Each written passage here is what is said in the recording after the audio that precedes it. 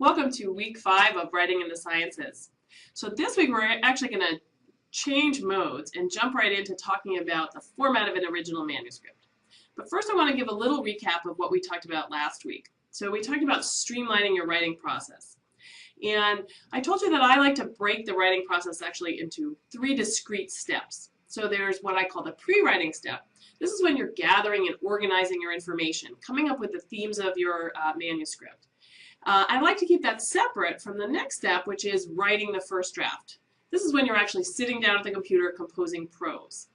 And then the third step is actually revision, going back and editing that prose. And the reason I like to think about that as 3 distinct steps is that I think that oftentimes there's a temptation for scientists to just want to jump right into that writing the draft phase. You really just want to get into it and bite the bullet and say, I'm going to sit down today and whip off that manuscript. And the problem with that is that it actually surprisingly turns out to be a really inefficient way to write.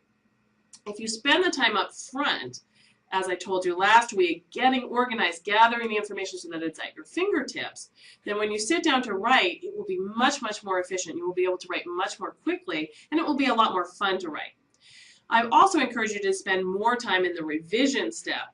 So when you're writing that first draft, don't feel the need to edit yourself as you go along. Save that step for afterwards. You can go back and make it sound better afterwards. So I think the mistake that scientists make is they tend to spend too little time in pre-writing and revision, and that actually, it might seem like you're going to end up taking less time overall, but in fact I think you end up taking more time overall writing the whole manuscript. You can actually compress all of the time for writing the manuscript by doing each of those steps well. So that's one of the points that I made last week. The other thing I wanted to add, the other tip that I wanted to add that I forgot to mention last week, was if you find writing to be daunting, if you're intimidated when you've got to go in and write your manuscript, which is true for a lot of people, one of the things that I do to kind of help ease that anxiety about writing is to set yourself very reasonable goals for writing for each day. Kind of break your manuscript or your paper up into sections. And what you need to do is just work on, a reasonable, set a modest goal for yourself for each of those sections. So for example, if I've got a feature story I'm working on and I'm going to go in and write today, maybe I just say, well, today I want to finish these 2 sections, I want to write 800 words. And I set myself something that's a very reasonable goal and I'm very confident that I can accomplish. And that doesn't seem so daunting. Imagine if you're driving into work and you're saying, well, today I've got to write the whole manuscript. Well, that's just, it's probably unrealistic. You're probably not going to be able to whip out the whole manuscript in one day. And 2, it's just very daunting. Whereas if you say, today I'm going to write the introduction section, or I'm going to write 300 words, set yourself some very reasonable, modest goals, break it up into sections, and that can help really make the whole process seem easier and more fun. All right, so we'll continue to talk about the writing process as we go through the course, but now I want to actually today focus on the format of an original manuscript. And I'm going to talk about the original manuscript in the following order. This may not be the order that you're sort of used to hearing about original manuscripts, but this is the order in which I write an original manuscript, and this is what I'm going to recommend. This is the order I'm going to recommend for you. So I think it's best when you're going to write an original manuscript to actually start with the tables and figures first. And I don't just mean kind of putting together some rough data in a table. I mean nailing your tables and figures. Your tables and figures are actually the story of your paper. So you really need to get those down kind of into final form, complete them before you actually write your paper. Each table and figure should tell a story, and that together they should progress to tell the entire story of the manuscript. So I recommend getting those down and getting those really well done, having them look professional, kind of nailing down the story and the tables and figures first. If you do that first, then the next thing that kind of follows is then you write your results section, right? Because the tables and the figures kind of leads right into the results section. The results summary section is a summary of what's in your tables and figures. So it makes sense to write the results section next. Then usually the next thing would be the methods. Now, of course, you could write the methods at any time because you've already done the experiments, you know what you did. But I put that as the third thing.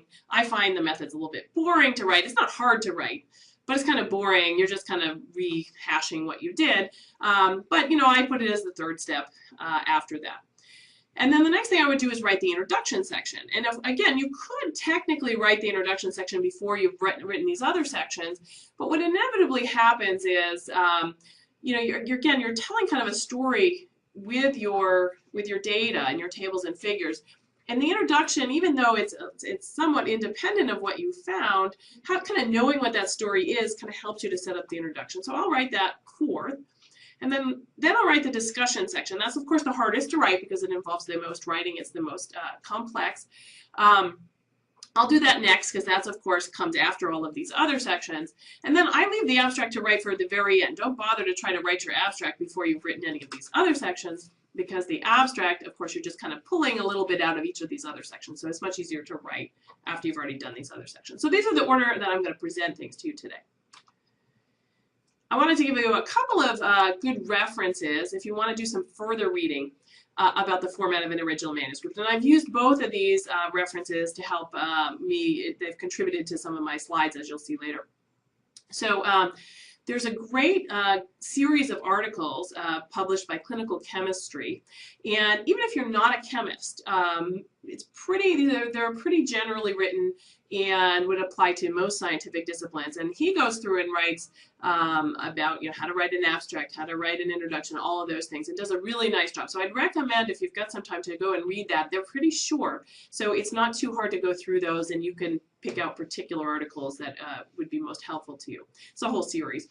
If you're in the biomedical sciences, there's a really nice textbook by Mimi Zeiger on the essentials of writing biomedical research papers. She goes through in great detail each of the sections of an original manuscript, in much more detail than I'm going to go through in these lectures. So if you're coming from biomedicine, that's a really good reference if you've got the time to pick that one up. Again, I'll be using some material from both of those today in this week's lectures.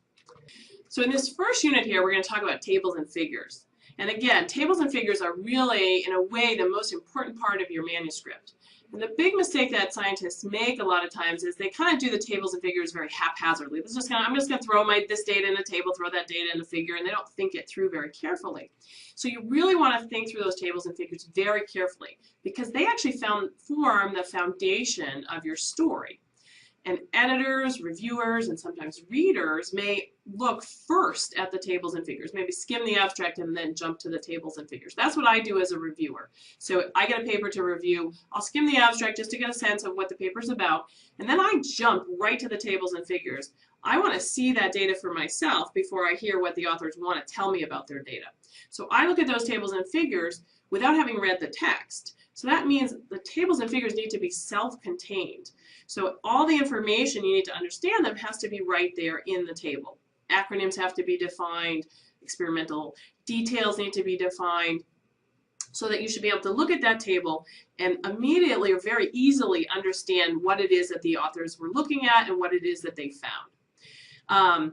So those tables and figures have to each tell a little bit of a story, and it should be clear to the reader what story the table or figure is trying to tell. And they should also progress in that story from one to the next. So I jump to those tables and figures, and I want to be able to figure that story out without having to read the text. So make sure that you know the point of each table and figure as you're creating it. It's kind of like writing the topic sentence of a paragraph. You need to know, what is it I'm trying to convey to the reader in this table or figure, and stick to that point as much as possible. Some people would say that the data, which is in the tables and figures, is the story of your manuscript, is your scholarship. And some people call that manuscript that you write around the tables and figures just the advertising for the scholarship, for the data. I picked out a quote here that's specifically about computational science, but it actually applies across. Instead of the computational part, put in the data part. So he says an article about computational science in a scientific publication isn't the scholarship itself. It's merely advertising of the scholarship. The actual scholarship is the complete software development environment and the complete set of instructions which generated the figures. And again, you could insert in there all, the scholarship is actually the data that you've collected.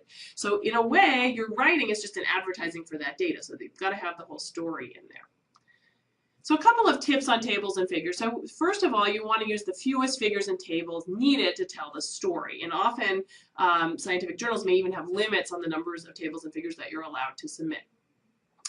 You don't want to repeat the same data in both a table and a figure. Choose one or the other. Choose to present the data as a table or as a figure. You don't need to have it in both places. And a lot of times one of the decisions you've got to make is, what data do I show in a table and what data do I show in a figure? So the distinction is that, figures are really used because they have some kind of visual impact. So if you've got data that really lends itself to a nice visually appealing figure, think about putting it in a figure. Figures are also used to show trends and patterns, and you have to be able to visually quickly pick up those trends and patterns from the figure. If it's too complicated, then you better put it in a table. Figures tell a quick story, so if there's a real main point you want to get across to your readers, that's another thing to put in a figure. I really like figures also because they tend to tell the whole story about the data. So if you're putting like means and standard deviations in a table, that's telling you something about the data, but it's not displaying like the range of the data, the variation, all the data points. So sometimes when you display all your data, you're kind of airing your dirty laundry. You're really showing the reader exactly what's going on in your data. So that's nice because it's telling the reader the whole story. And oftentimes people will use figures to highlight the most important result of their paper. Because again, figures are visually appealing, so that will tend to get the reader to look at them. So if it's the result you really want to highlight to your reader, you might put it in a figure. Tables are used to give precise values. So on a figure, you often will not be able to get the precise, value down to the decimal place. So if you think those precise values are important, you might be putting those in a table. And of course, if you have many values or many variables you need to display, a table is better for putting a lot of information. So we're going to talk a little bit about how to format a table. So a table's got to have a title, and those are usually pretty easy. You need to make sure that you identify the specific topic or point of the table. Again, what's the story in the table?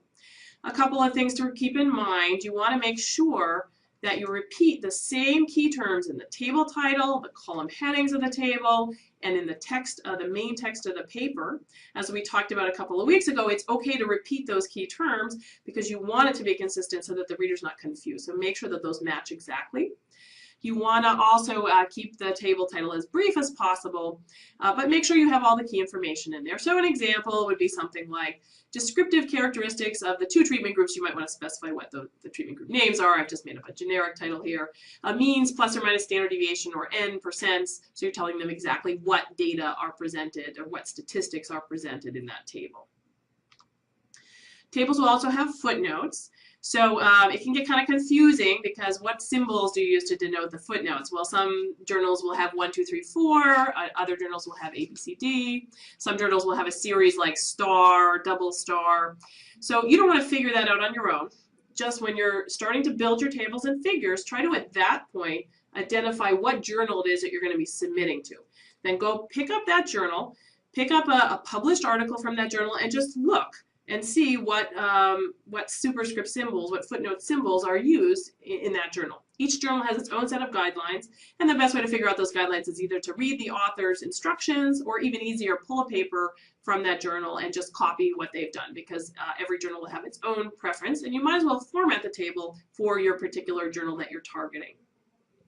You're going to use footnotes to do things like explain statistical significance. If you put little stars to indicate statistically significant differences, you got to explain what groups those refer to, what test was used, what the actual p-values are if you want to be more specific than less than 0.05. Use the footnotes also to explain experimental details or acronyms, abbreviations. Again, the table has to stand on its own, so you can't just use acronyms in the table that you've defined in the text. You have to redefine those within the table. As we talked about before, try not to flood your paper with acronyms though. But if you're using them in the main text, be consistent, use the same acronyms in the table, but make sure you define them in a footnote. Also things like if there's particular ways you define variables that aren't standard or that the reader might not be sure of, because the table has to stand on its own, you've got to define those again in the footnotes. So again, in terms of formatting the table, all of these little decision points you've got to make, like, do I capitalize the variable names in the table? Do I flush them left or center? Do I use italics? Where do I put the footnotes? What are the footnote symbols? All those little decision points, don't try to reinvent the wheel and figure them out from scratch. Just go pull a published paper that's right from the journal that you're targeting and just copy what's in there. Every journal has its own set of style guidelines. You might as well make your tables look like other published papers in that journal. That is helpful in terms of getting your paper in the journal, because if an editor looks at that and says, oh yeah, it looks professional, it looks like things in our journal. So that's actually very helpful. Another thing to point out about table formats is keep in mind that most journals, the standard really is to use 3 horizontal lines in your table. So you put one above the column headings, one below the column headings, and one below the data. And a lot of people, the first time they create a table, for some reason haven't paid attention to that and aren't aware of that. And so they come up with very funny things in terms of where they're putting lines, and I'll show you in a minute. That looks very unprofessional. So, so here's an example table. I made up some data. My daughter right now is really into The Wizard of Oz. So there's a line in The Wizard of Oz where the good witch is asking Dorothy, are you a bad witch or a good witch? So they have bad witches and good witches. She's very into that. She's 2 right now. So I thought, well, imagine that we had some data on bad witches and good witches, and we wanted to put them in a table. So I've got a group of 13 bad witches and 12 good witches in my study. I've collected some descriptive characteristics on them, and I've put them in a sort of a typical table 1 that's describing my study population. So this is what a typical table would look like. Notice the 3 horizontal lines. So if you haven't ever kind of paid attention to that before, just kind of get that in the back of your mind that most journals you'll have sort of 3 horizontal lines. Again, there may be variation with different journals, so you want to go to that journal and see what their standard is, but this is pretty much the usual thing, is to have those 3 lines. You'll also see sometimes, you know, some journals will also highlight with some graying each row. So that helps the reader to kind of distinguish from one row to the next. And so that also looks very professional, and that's done by a lot of journals. So either of these kinds of formats looks good, looks professional. All right, so I'm now going to show you some things that you don't want to do in your tables. Okay, so first of all, I mentioned earlier the use of lines, the importance of getting those 3 lines correctly. So here's a table in which they have included all of the grid lines. And you might think, well, what's the big deal? So what? They left in the grid lines. Who cares, right? That's such a minor detail. It has nothing to do with the science. Okay, fair. That's a fair point, but let me tell you a little story that I like to tell my Stanford students. So that doesn't look, if you look at that table, it doesn't look like a professional table, because that's not the way they're formatted in the literature. It looks different than a professional table. And so I always emphasize this very heavily with my students at Stanford, because I've reviewed so many papers over the years that at some point I kind of realized, I noticed that whenever I would get, you know, again, I turn to the tables and figures right away. That's the first thing I look at. So I kind of noticed that whenever I flip to the tables and figures, and the first thing that jumps out at me is a table with all of the grid lines, I kind of noticed over time that those papers tended to be written possibly by somebody who was the first time they'd written a paper, or just somebody who, it turned out that tended to correlate with problems elsewhere in the paper. And so over time, I think I've formed an association between papers that have tables with all the grid lines and other problems in the paper, because I think, again, it tends to be people who are new to writing a paper, don't know how to format the tables, or just are not paying that close of attention. And so I've kind of made this connection in my head. So when I flip to the tables and see all those grid lines, there's a little red flag that goes off in my head that, like, oops, this is going to be an unprofessional paper, and the paper, you know, oftentimes does have other problems in it. So I'm kind of aware of that association just because I've thought about it since I teach about making tables and figures. I think, though, that a lot of editors and reviewers probably have the same association in their head. They may not be consciously aware of it, though. But they've got that association from being exposed to lots of papers that when you come out with all these grid lines, it just tends to be a bad paper. Not always, but it tends to be more likely to be a bad paper.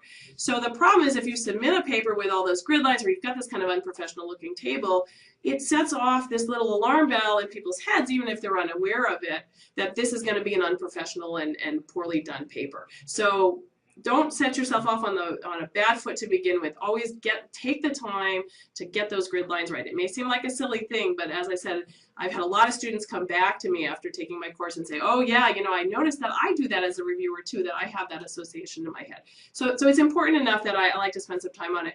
So figure out in your word processing program how to get rid of all those extra grid lines and just have the ones that match what's in a professional paper. Make your table look professional.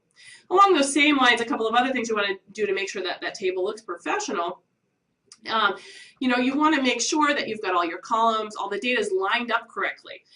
They don't usually look as bad as this, but I've obviously done this for effect. But sometimes you'll have things like decimal places that aren't lined up. Like all the decimal places should line up. I don't have any decimal places here, but you can see that it just kind of looks unprofessional. Things aren't lined up nicely. I've varied here between capitals and no capitals, so it just kind of looks unprofessional. So again, really make sure that you're spending the time to make that table look professional. It makes a big impression on your reader and your reviewer and editors.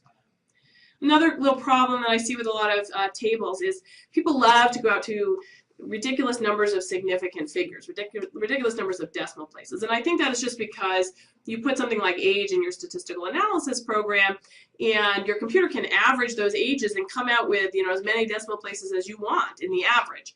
So you can get a number out of your computer like 36.007.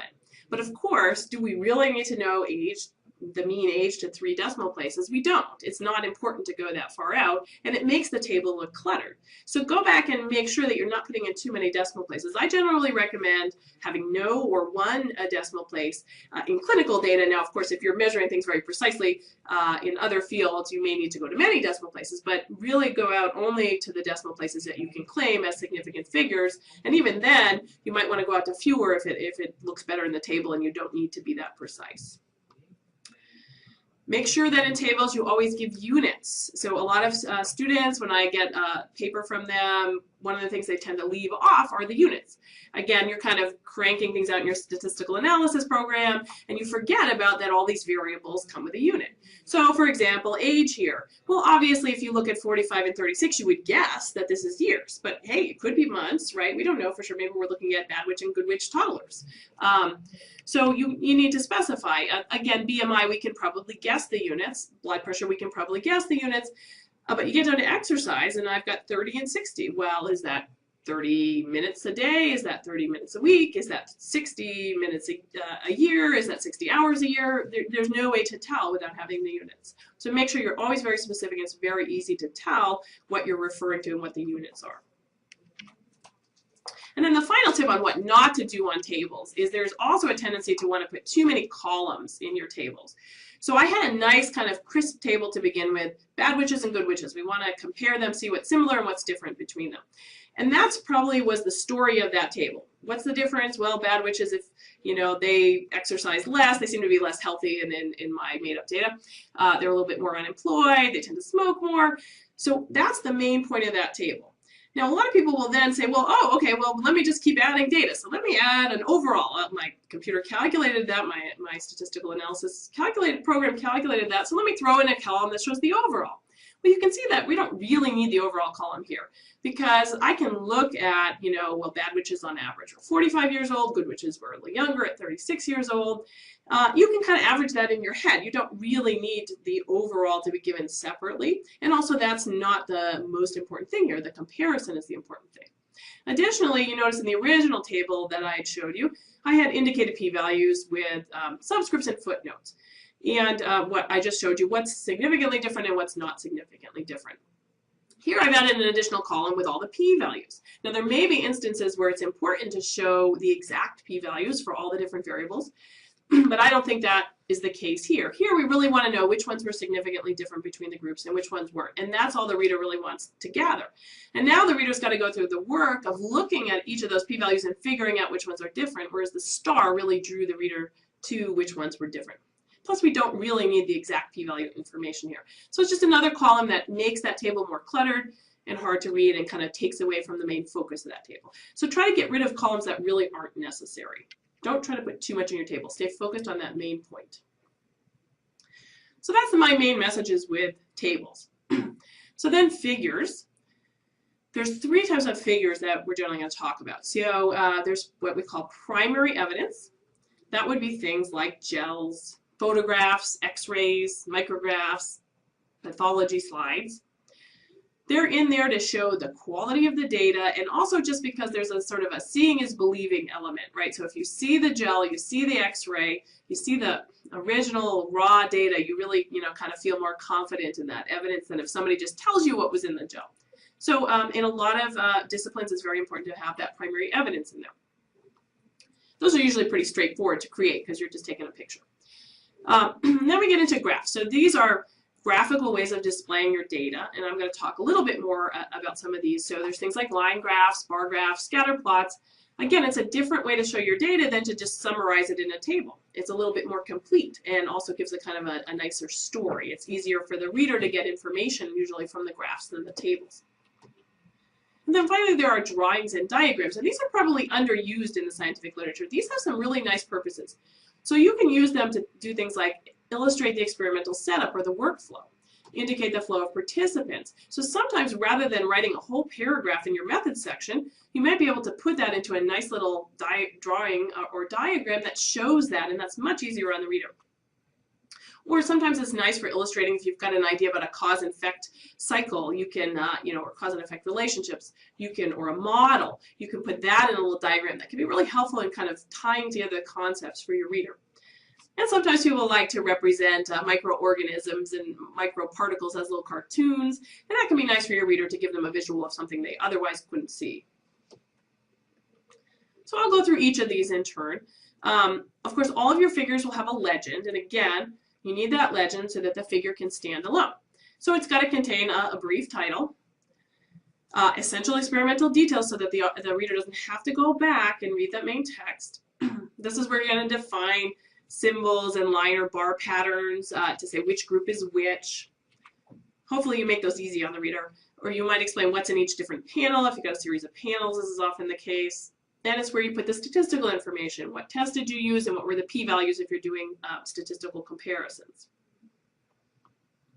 So here's an example of a figure legend. I'm not going to read the whole thing, but the title is Root Transverse Sections and Electron Micrographs of Tomato and Arabidopsis show GFP E. coli in the apoblast and inside root cells. This was a paper where they were showing that plants actually eat microbes like E. coli. So it's kind of a cool paper. Has some cool images. You notice that there's a lot of different panels in this figure. I'm going to show you this figure in a minute. So they had to define very carefully what all those different panels are.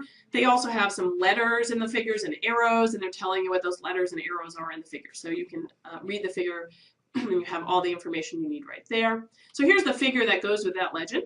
So it's kind of a cool picture, right? They're showing all those little green parts are the E. coli that are being taken up by the plant roots. So the plants are actually eating the E. coli, which is kind of cool. You'll notice all the little white arrows, and there's some letters like EM and R. All of that's defined in the figure legend. So this is primary evidence. It's showing you, hey, here it is. Here's the green, here's the E. coli in the plant root. So again, you're seeing is believing. You're going to believe that that's actually the case. Or there's another typical primary evidence thing would be like a gel, where you actually want to see those bands on the gel. So here's the bands on my gel to prove what I'm trying to prove. All right, graphs, we could have a whole course on graphs. So I'm going to give you the 8-minute version here of graphs. There's a number of different ways that you can represent data graphically. And again, you really need a whole course on data visualization to do justice to this topic, but I'm just going to name a couple of different types of graphs just so you know some of the possibilities that are out there. So you'll see things like line graphs, scatter plots, bar graphs, individual bar graphs, histograms, box plots, survival curves. There are others that you could come up with, but probably these are the most common. And I'm going to talk about a few of these that come up very commonly. Again, I'd recommend if you're going to be writing a lot of scientific manuscripts, those figures are so important that you really do want to train yourself well on data visualization. It's becoming more and more important as we get more and more things online these days. Now you can have colors in your manuscripts, which you didn't really used to be able to do. So think carefully about data visualization, and it's a topic for another course. But I'll give you the very, very quick my quick version. So first of all, line graphs. So line graphs I really like because they're used to show trends over time. And sometimes it might be trends over time or something that's increasing like age or dose, but kind of similar to time. It's used to show trends. And you can display, usually people will display the means and standard errors of different groups. Sometimes if you have a low number of participants in your study, you could actually have individual lines, and that's kind of nice too if you can display them all in one graph. So here's an example of a line graph. They're comparing two groups here, a control and a treated group, and this is really a dose response because they're trying over different levels of DPI. They're looking at the number of positive cells, and you can see that it's kind of flat in the control group and that there's something happening over time, the trajectory, or overdose, I should say, and that's what a line graph is meant to show. And again, see the nice colors that they have there. This one, you have to think a little bit about what those stars mean above, but that has something to do with statistical significance. But anyway, that's an example of a line graph, and they have good uses when you're doing something over dose, age, or time. Bar graphs, everybody loves bar graphs because they're really easy to understand. They're generally used to compare groups at a single time point or a single dose. They tell a quick visual story. Everybody can get what's on a bar graph. So that's nice because it's really easy on your reader. Your reader doesn't usually have to do much work to understand what's in that bar graph. So here's an example. This was from that same study on looking at tomato plants eating E. coli. And so they have two controls here and a treatment, and you can see that, ABC. Now, of course, there's a few things notes I'll make on this bar graph. So it's not immediately obvious to me what the ABCs are. So that's one thing to keep in mind. Is there a better way to indicate whatever they're trying to indicate there without making the reader have to go to the figure legend and figure that out? The other thing about this one that's maybe not quite as visually appealing as you can get on a bar graph is that they've left the bars with white space, and that's leaving a lot of white space in that graph. So visually it's not quite as appealing as it could be. So I'll give you a more visually appealing bar graph. So notice this one, they've actually filled in that bar with a little gray, so that's just more visually appealing. This one's also a little bit higher resolution, so it looks nicer. The other thing to point out about this bar graph is I really like the fact that they've put the ends in each of those groups on the bar graph, because that's one of the problems with bar graphs normally is you don't know what the ends of the groups are, and it could be that those groups are very different sizes and things like that. So they've indicated the ends on that, so it's nice to do that on a graph when you can. So that's a nice little bar graph showing something's increasing over different concentrations. Okay, one last thing I'm going to point out on graphs. Again, this is the very quick version of graphs, but just to point out sort of the most common ones and what they're used for. So scatter plots. Scatter plots are used to show relationships between two variables. Usually you're looking at two continuous variables and you want to indicate something like a linear or quadratic correlation. I personally love scatter plots because it shows all the data. So unlike a bar graph, which maybe just shows the average, or a table, which are going to just report the average, the scatter plot shows everything about the data. So it's going to show the good and the bad about the data. And it really, really gives the reader a sense of what's actually going on in the data instead of just kind of one version of what the data say. So I love scatter plots for that reason. It allows the readers to see those individual data points. So there's more information there. So here's an example. This was a study that was looking at high-grade and low-grade brain tumors. The high grades in red, the low grades in blue. And so you can see that you're getting a lot more information from a plot like this. They're relating something about a gene expression value to this outcome CD44. And you can see that there's a number of things that you pick up immediately. So one is that there does seem to be an increasing relationship here, but it's not quite that simple, right? It's not necessarily a line. It might have a little bit of curvature even. Also, the blue group is lower on the CD44 levels and the expression values than the red group. Those tend to have higher values. You can also pick up that the blue group has a lot less variation than the red group. So if there were outliers, that people, or this is a human study, or animals, human study cells that don't kind of fit the mold, you'd see those. So there's just a lot more you can see on a scatter plot. So I really love scatter plots for that reason. It is, again, airing your dirty laundry a little bit, but it's really allowing the reader to make a really good assessment of what's going on in your data. It also shows you how many people are, or how many subjects are in your data set. So one thing to keep in mind, just one little point I'm going to make on scatter plots. So here's a nice scatter plot again. Sometimes they'll be used to show like a linear relationship. So this one actually came from a theoretical model, so that's why that relationship is quite clear, that as the log CE goes up, the log CF goes up, and that's a really nice, clear linear relationship. They've superimposed a best fit, a linear regression line here, which is appropriate to do, and it's showing you kind of the pattern. Just be a little careful though when you're superimposing lines on scatter plots. So I'm going to show you something here. So here's a scatter plot that I made. I had some made-up data where I'm relating some made-up data on vitamin D to some kind of cognitive test called the DSST score. The details of that aren't important, but we've got two variables that we're trying to relate here, and I've plotted them. And then I superimposed a line here, sort of probably, trying to indicate something about the correlation here. And so if you look at that line, that line kind of draws your eye. If you look at that picture, you go, oh yeah, those vitamin D levels go up. It's not a strong relationship, but there's some increase in DSST scores. It looks definitely like it's linearly increasing to some extent. With the line there, that's what you see. But it's actually completely a visual illusion.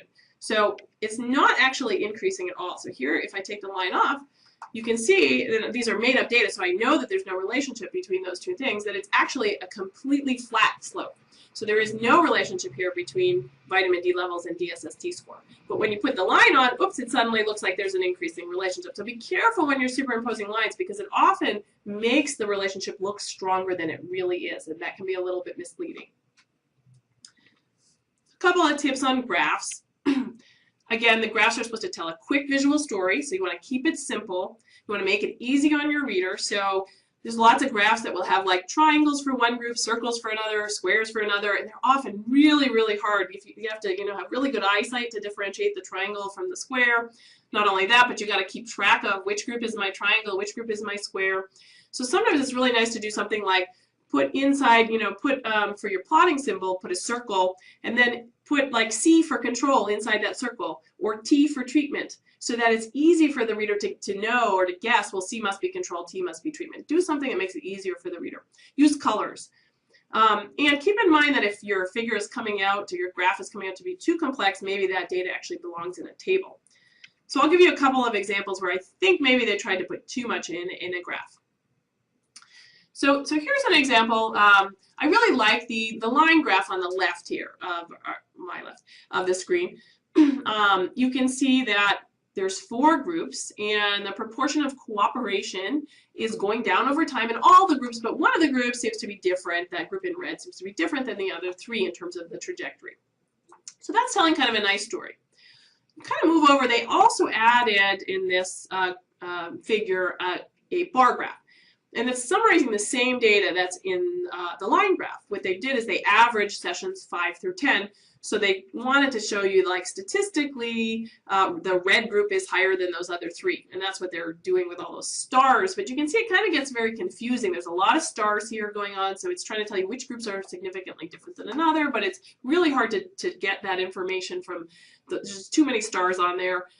They're also, the information I think is better presented as a line graph rather than averaging over 5 sessions, which loses a lot of the information. So I don't really think you gain much by putting that on the side there. This is probably just more confusing to the reader than anything else. So try to keep it simple. Another tip I could give on this graph was on the line graph, it would be nice, again, instead of having those circles and squares and, it's kind of hard to differentiate, just put right after the line ends, to the right of each of those lines, put the group name so that it's easy for the reader. So kind of try to make it as easy for the reader and as simple as possible. A couple of other graphics I pulled out of a paper where I thought there was a little bit too much going on. It was not telling a clear and simple story. There's just a lot of data being presented here. And there's no kind of clear pattern to me. There's green is no virus and red is rhinovirus. And without knowing any details, I can't glean anything from this figure. It's just too much, I think. And then also another figure from this paper, just a lot going on and there's no clear patterns, right, where I can quickly visually pick up something. So I'm not sure this really needs to be in a figure. It might be better in a table. All right, so that's my little quick story on graphs, and again, I'll refer you to take a course in statistical analysis or data visualization to learn more about that. But the final thing I want to point out is you also have at your disposal, in terms of figures, you can do diagrams and drawings, and these can be really great.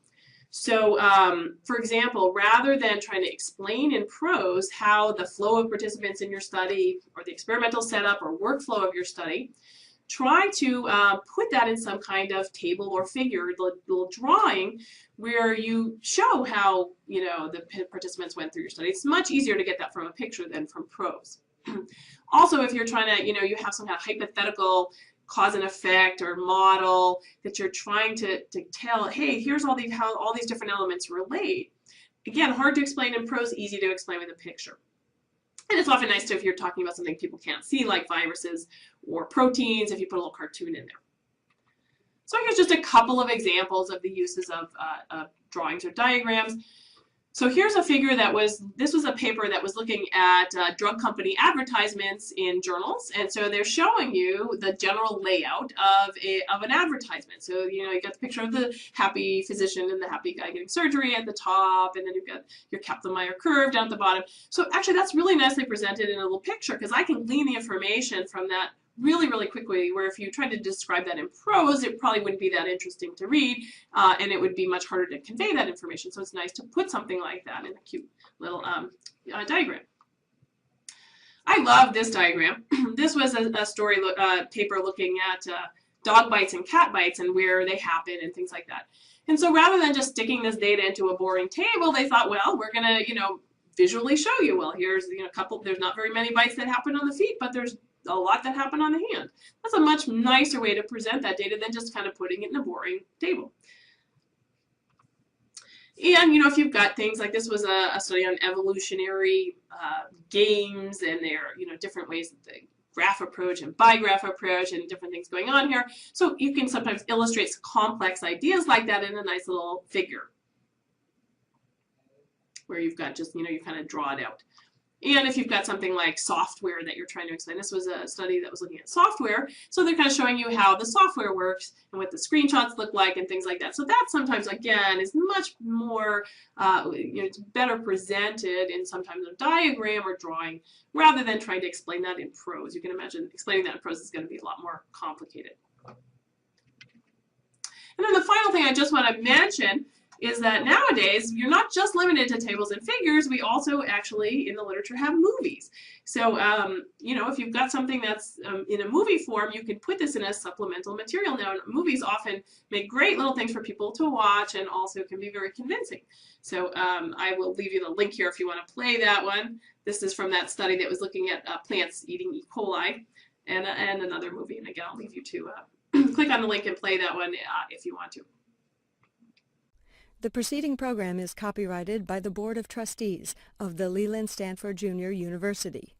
Please visit us at med.stanford.edu.